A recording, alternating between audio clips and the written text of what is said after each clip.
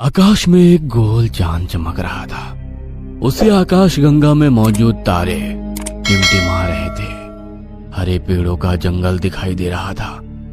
उसी जंगल के बीच से होकर अंतर्राष्ट्रीय राजमार्ग पार कर चुका था।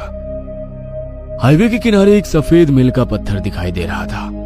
उस पर एक नाम लिखा था, रायगढ़ 80 किलोमीटर। उसी मील के पत्थर पर एक कौवा आसमान से उड़कर नीचे आकर बैठ गया। कौवा सीधे सामने की ओर देख रहा था।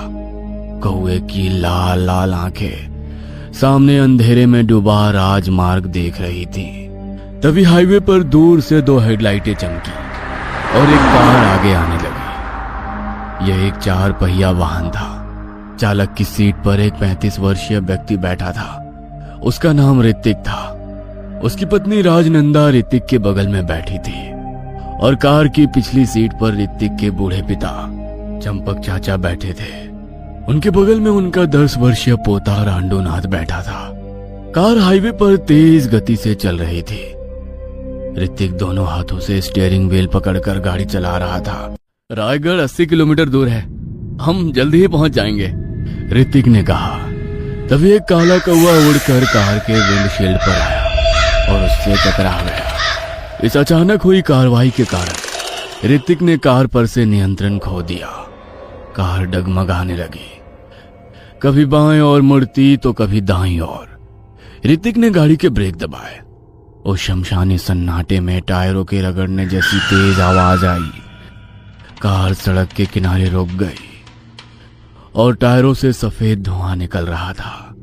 इस अचानक हुई घटना से कार में बैठे सभी लोग डर गए। डर से घबराई हुई सबकी आंखें विंडशील्ड पर टिकी थी, जिस पर एक काला कौवा मरा हुआ गिरा था।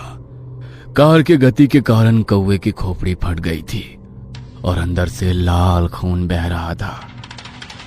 और ये वही कौवा था जो मील के पत्थर पर बैठा था। क्या आप सब ठीक हैं? ऋतिक ने सबकी ओर देखा और शांत स्वर में पूछा।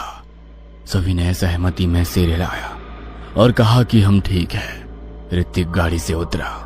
उनके साथ उनके पिता चंपक चाचा, पत्नी राजनंदा और पुत्र रांडूनाथ भी उतरे। ये कौवा इतनी देर रात को हमारी कार के पास आकर मर गया, ये तो दुर्भाग्य है ऋतिक, राजनंदा ने भयभीत स्वर में कहा।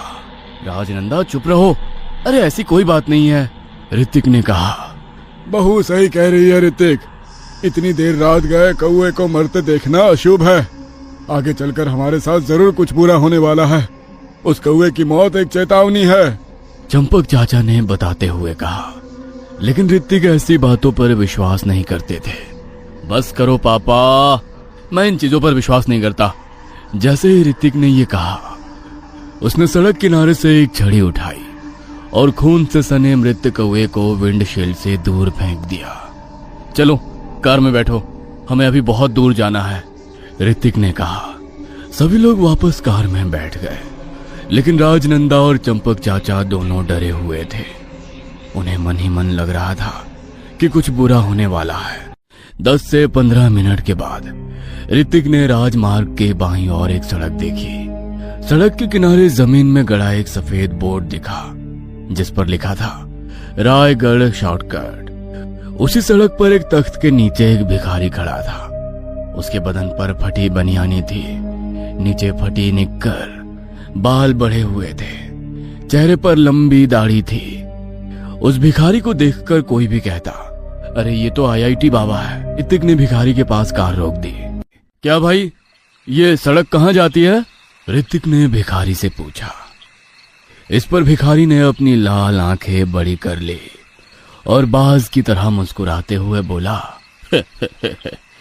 ये सड़क आपको वहां ले जाती है जहां आप जाना चाहते हैं। उस भिखारी ने गूढ़ स्वर में कहा। अच्छा, पर कहां? ऋतिक ने फिर से पूछा। ये सुनकर भिखारी की मुस्कान गायब हो गई और उसके चेहरे पर एक गहरी गंभीर अभिव्यक्ति फैल गई और उसने गंभीर स्वर में कहा, मौत। उस भिखारी की ये बातें सुनकर कार में बैठे राजनंदा और चंपक चाचा दोनों ही डर गए। उनकी आंखें डर से बड़ी हो गई। मजाक कर रहा हूँ सेठ जी, ये सड़क आपको रायगढ़ ले जाएगी। आइए, मुझे देसी शराब पीने के लिए 50 रुपए दीजिए। भिखारी की बात सुनकर ऋतिक और रांडूनाथ दोनों हंस पड़े। ये तो बहुत बढ़िया मजाक है। ये कहते हुए ऋतिक ने अपनी जेब से भिखारी को 100 रुपए का नोट दे दिया। जाओ ऐश करो, ऋतिक ने कहा।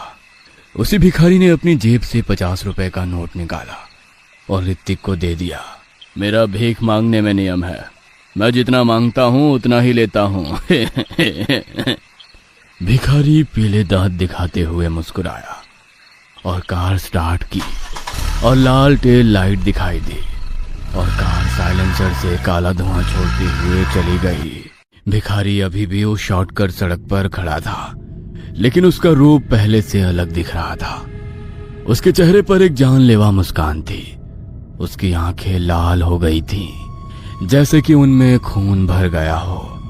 उसका चेहरा लाश की तरह सफेद हो गया था। उसकी नाक किसी चुड़ैल की तरह बड़ी हो गई थी।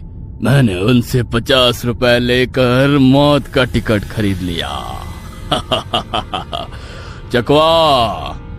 चकवा हूं मैं। वो भिखारी एक धोखेबाज छलावा भूत था।